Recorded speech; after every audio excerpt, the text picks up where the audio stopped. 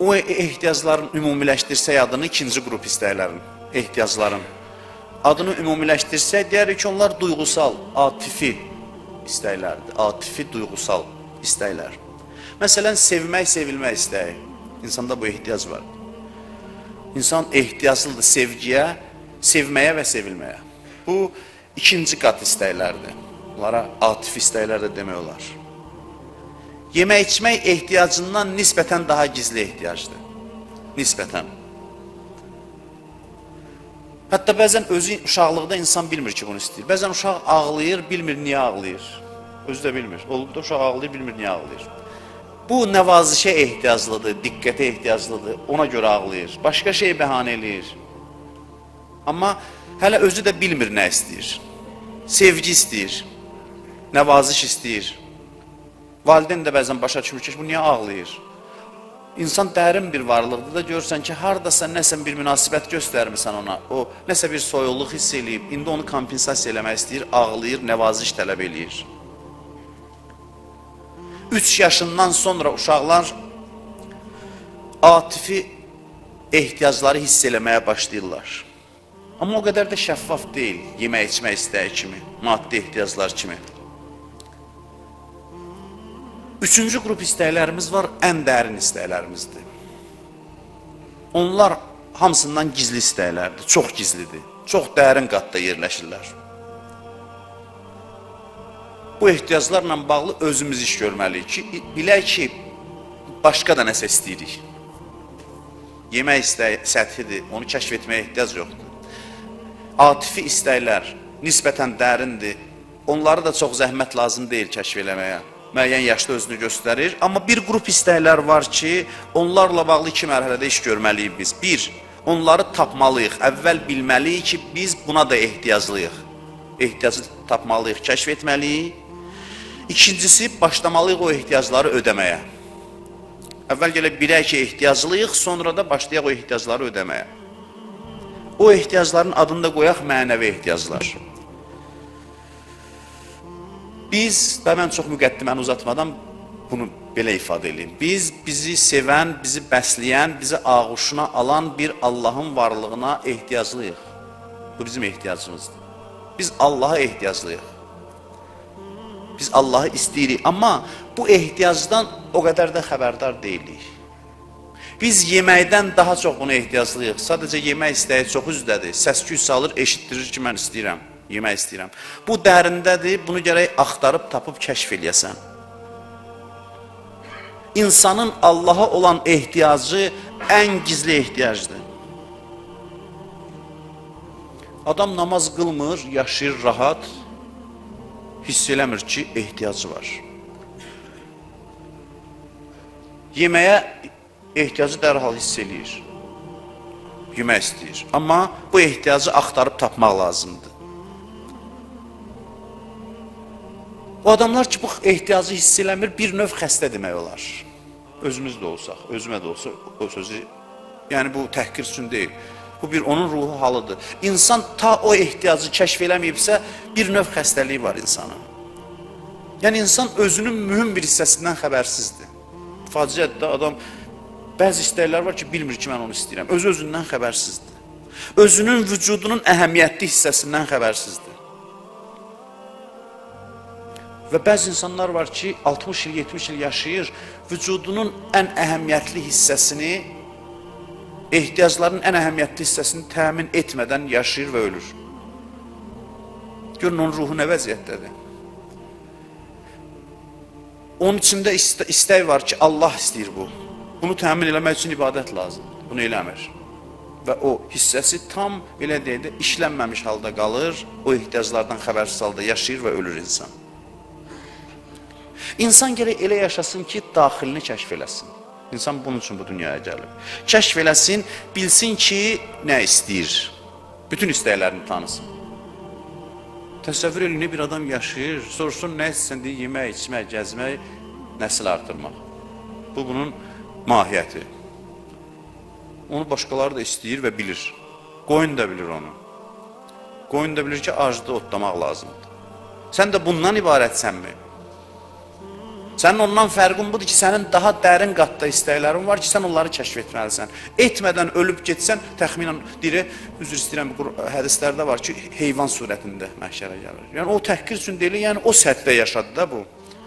Bunun bütün səyi, zəhməti bu ehtiyaclar üçün oldu. O ilə eyniləşdi bu. Hətta ondan da aşağı olur. Çünki o bir istedadlara, istəkləri boğub içində.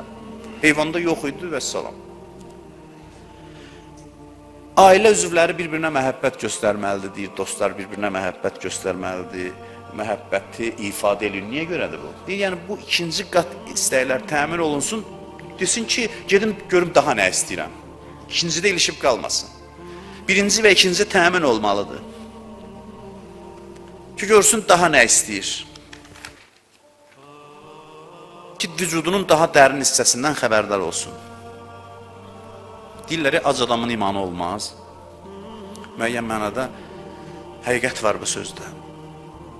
Ac adam nə duyğusal tərəfindən xəbərdar olur, nə mənəvi tərəfindən. Acdıbsa, ona görə xanımlara deyirlər ki, xüsusən kişilərdə, kişi ac gəldisə, başqa söhbətləri saxlaq, yeməyini ver, sakitləşsin, sonra başla bunu. Sevgidən, məhəbbətdən orada danışsan, onun halı yoxdur, qarnı acdır onun, narahatdır. Əsəbləşir, deyir, yemək gətir. Elə ki, yiyir, doyur, o birinci qat istəklər təmin olundu. Hə, indi deyir, nə var, nə üzü başlayır gülməyə. Nə var, nə yox, necəsən? Mən niyə kobudluq elədim? Niyə sərtlik elədim? İndi bu istəklər də təmin olunandan sonra atifi istəklər sakit olsun ki, getsin dərin istəklərin sorağına. Amma insan da var, qane olmur. İlişir, bu iki dənədə qalır. Əslində doyub, amma hiss eləmir doyub. Çox istəyir, daha çox istəyir. Hey artığını istəyir. Və üçüncü növ istəyə, üçüncü növ ehtiyaclar var dərində. Onlara vaxt tapmır. Ömrü elə bu ikisində keçir və hədər olur. Yəni, əslində bu bir mərhələdə bunlar sənə müəyyən həddə verilməlidir. Qane olub getməlisən daha dərinə. Allah pərəstlik istəyinə tərəf. Bu sənin vücudun əsas istəyidir. Bu sənin ən önəmli istəyindir. Biz bəzən ehtiyaclı olduğumuzdan daha çox axtarırıq. Ona görə ilişib qalırıq. Hey yapışıb qalıb ki, filan şeyimdə olsun, filan şeyimdə olsun, filan şeyimdə olsun. Sənin ehtiyacların ödəndi. O qədər də böyük deyil, sən ehtiyacı çoxaltmısan. Deyirsən, bunlar olsun, sonra Allaha bəndəlik eləyəcəm. Heç vaxt da bəndəlik eləməyə müvəffəq olmur. Çünki lazım olduğundan artıq istəyir. Demək necə oldu? Sözümüzü yenidən dediyimizə nəzər salaq. Dedik ki, üç növ istək var. Bir, maddi, cismani istəklər, yemək, içmək kimi, yatmaq kimi, başqa istəklər kimi. Hamı bundan xəbərdardır. Hamı bilir ki, mən bunu istəyirəm. Bunu bilmək üçün hünər tələb olunmur adamdan. İkincisi, atifi, yəni duyğusal istəklər. Bunlar nisbətən dərindir, amma bunların da kəşf olunması o qədər də çətin məsələ deyil. Məsələn, sevib sevilmək kimi.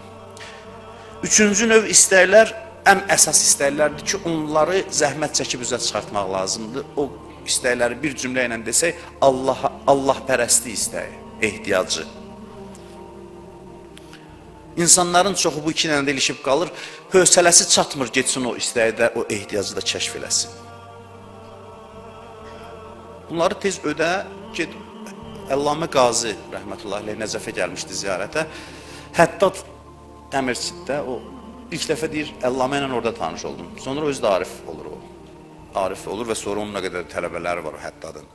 Deyir, gördüm, bu ruhanidir, gəlib bir kafedə, çayxanada çay içir, şirniyyatla. Onlarda da çox pis baxırdılar ruhaninin çayxanada oturub çay içməyinə.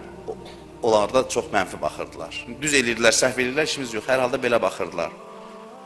Mən gəldim ona irad tutmağa ki, sən bu ruhanisən, bura gəlmirsən, bu sənin yerin deyil, yaraşmazsan, burada oturmursan filan. Dedi ki, mən ibadət edirəm hərəmdə, bu mədə mənə imkan vermir, bunun da gərək ehtiyacın haqqı var da, bunu da ödəyim ki, rahat gedim ibadət edirəm. Gəlirəm burada çaydan filandan verirəm ona, aram olsun, gedirəm ibadət eləməyə. Deyir, yolda gələndə də karvanla gəlirdi, deyir, o vaxtda, deyir, hər mənzilə çatanda karvan başlayırdı ki, əvvəl heyvanları yedizdirək ki, onlar gücdən düşsə bizim məqsədə çatdırmayacaqlar, onları təmin eləyək sonra. Mənim də bədənim ruhumun minidir, gərək onu təmin eləyim ki, ibadət eləyə bilim. Deyinəsə bu ruhaninin nəfəsi mənə təsir elədi, sonradan onun təsirinə düşür, tələbələrindən olur və özdə bir arif şəxsə çevrilir. Çox, belə deyək, o səthi istəkləri təmin etdikdən sonra çox ilişib qalmayasan onlarda. Gedəsən, amma bu ehtiyacların da minimum həddə ödənməsi lazımdır ki, digər ehtiyaclara mane olmasın.